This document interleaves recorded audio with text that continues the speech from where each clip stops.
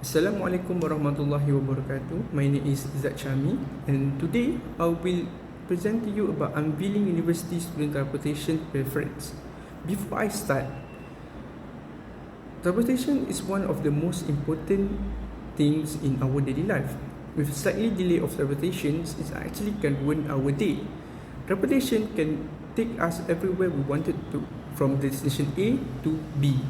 Without transportation, our life will be harder. So, now let's continue with our presentations.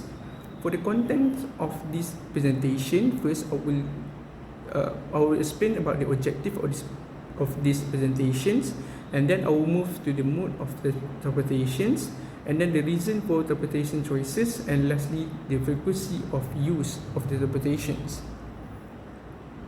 So the objective of this presentation is to inform and encourage sustainable transportation choices among university students by presenting insight into their current preferences and the potential impacts on the campus sustainability.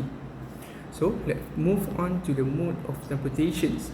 25% of students are preferred to walk, while 20% of students prefer to use bicycle, 30% prefer to use public transport. The other 50% are use personal vehicle, and lastly the 10% of students are carpooling. So now let's move on to the reason for transportation choices. 35% of students choose their transportation because of cost, 25% of students choose transportation because of the convenience, 20% of students because of the environmental concerns, the 50% because of the time efficiency, and lastly 5% because of the other reasons. Now let's go to the frequency of use. 40% of students use transportation daily, while 30% use 2 to 3 times a week, and 20% use occasionally, and lastly 10% of students rarely use transportations. That's it for my presentations.